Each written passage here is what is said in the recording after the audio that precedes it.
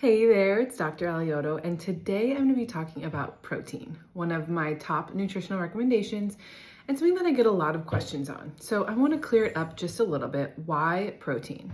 Well, first of all, protein is very satiating. So not only if we're wanting to stay lean, if we're wanting to lose weight, if we're just wanting to control hunger and blood sugars a little bit, protein is your friend. It is satiating. It takes longer to digest, and of course, like I said, it's lean, especially when we're choosing proteins like poultry, fish, and some of the more plant-based proteins. Secondly, it is really great for healing. It is a building block. So for example, whether we have tissue damage, ligament damage, if we have muscular damage, or in any type of injury post-surgery, protein is even more your friend. And of course, everyone thinks about muscle, right? Related to building muscle, and absolutely protein is key for building muscle. But what about when it comes to injury repair, right? We need protein. It supports the building of the tissues, right? Because when we eat protein, our body breaks it down to individual amino acids. So amino acids are really the building blocks of protein. So when you take amino acids individually, there are certain specific effects, but all in all, they're the breakdown products of protein. So some of those amino acids we can make in our body, but some we have to get from our nutrition.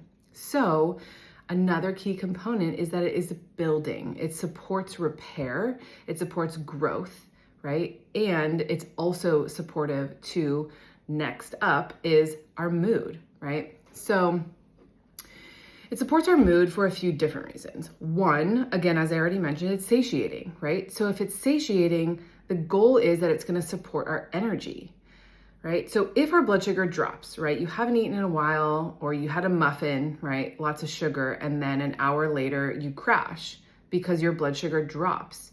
Well, your energy and your mood is going to tank as well. So if we're having protein and keeping our blood sugar stable and feeling more satiated in the body, then our energy and our mood is going to stay more stable. So that's one aspect of it. But the other aspect is that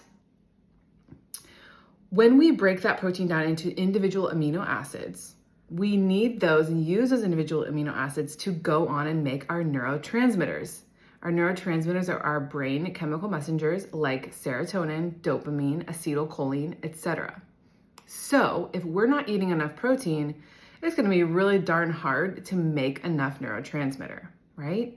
So supportive for mood. Now, if you have mood imbalances, of course, there are other components of mood imbalances and cognitive dysfunction, et cetera, et cetera. So that's a little bit more individualized. But when we're just talking, well, we want to support our brain and mood and mental health and energy and all the things, protein is your friend. So some really, really key reasons to consume protein, right? Quickly on muscle as well, because this is another thing that I talk a lot to my patients about.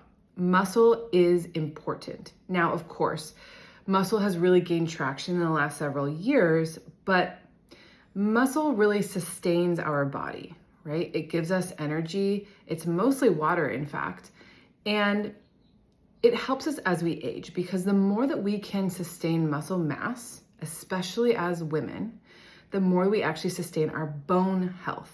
So we know that as we age, everyone's bones tend to become more brittle. Part of that is simply because our hormones decrease. Again, hormones are a whole other topic, and I can't wait to tell you guys more about hormones. I will have another video on hormones. But for now, as we age, our bone decreases in strength, which is why we have lots more breaks. We have osteopenia, we have osteoporosis, et cetera, et cetera. Now, of course, you could get osteopenia or osteoporosis and take medication for it, but that's not what I want to do when I get older. So I'm sustaining my muscle mass, which burns more calories all day long because it's thermogenic, it creates heat. So I'm burning more calories the more muscle that I have. And I'm sustaining my bone because it's much stronger now for when I age later. So I'm a big fan of weight-bearing exercise, weight training safely, of course, and therefore then consuming protein to support and sustain your muscle tissue among other tissues in the body. Okay, so now how much protein? And where do I get it, right? So there's a lot of different recommendations out there for how much protein you need. And the most common recommendation you see is 1 gram per body weight, right? Daily. So if you weigh 150 pounds, you consume 150 grams of protein daily. Now, of course, that sounds like a heck of a lot. And it is. And some people do it. Some people eat more than that. But it is a good goal. Now, of course, we can manipulate it slightly for each individual person, but as a whole, let's have the goal of 1 gram per body weight or per goal body weight if you're seeking to lose weight, okay? So that's the goal. Now, do I care if it's plant-based or animal protein? Not really. I think animal protein's easier to consume and get enough of those grams per protein, but there's a lot of different sources of vegetarian proteins. So it's not that it must be meat, but it tends to be a little bit more satiating longer term if it is animal protein. But again, there's so many different sources. We've got quinoa, beans, legumes, we have dairy products, we have eggs, and then of course we have the animal proteins, fish, beef, pork, chicken, turkey, etc. So the individual type of protein is less important to me as a general statement. Of course, if we're individually working together, that might be a different story, but it's less important to me than the actual amount that you're consuming on a daily basis. Now, this is where, of course, all those protein supplements come in. We've got powders and bars and cookies and blah, blah, blahs, right? All over the place. And, there is a place for them. If you're really, really seeking to consume a high amount of protein per day, oftentimes those come in handy, right? The drinks are easier to consume than, 4 different chicken breasts a day, for example. Sometimes if we have a little bit of protein powder added to an oatmeal, it just beefs up the satiation and the amount of protein you get from that meal. So my goal here is not to rely on protein supplements, and if you don't need them, don't use them. But if it works in your schedule to utilize clean sources of protein supplements, then I'm okay with them. I don't love them as meal replacements.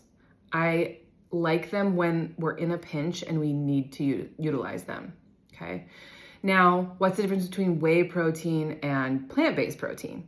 It kind of all depends on your ability to break down and absorb the different proteins. So for example, for myself, I can't break down whey. And if I have whey, well, then my skin breaks out and my tummy doesn't like me and it's just not worth it for me. But for a lot of people, whey is very, very bioavailable and a quick form of protein. So it really depends on you.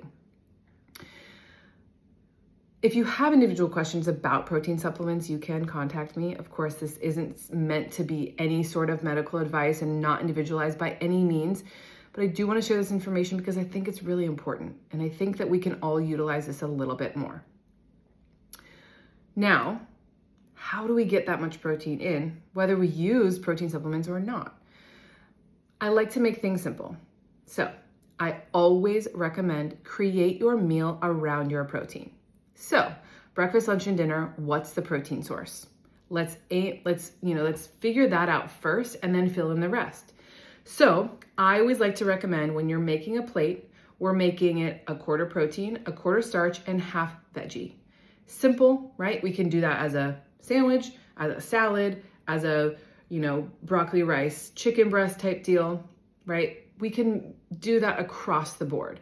Breakfast gets a little bit tough, but if you really prioritize the protein, you can make it work. So that could be eggs, toast, and some sauteed spinach. That could be a breakfast sausage, a little bit of, maybe half a cup of oatmeal, and some steamed veggies. Now, again, that might not be palatable to everybody, but be creative. So I prioritize my protein, and I always start my day with protein. It will start your day off right. First, though, before that, have a large glass of room temperature lemon water to reset your pH, rehydrate your system, and get your bowels and detoxification moving. That's my first recommendation. Then we go with protein, okay? So if you have more questions about protein or nutrition, please reach out.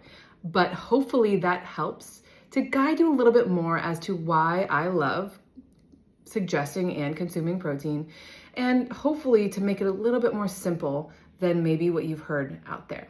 So thanks so much, and share this if you thought this was valuable.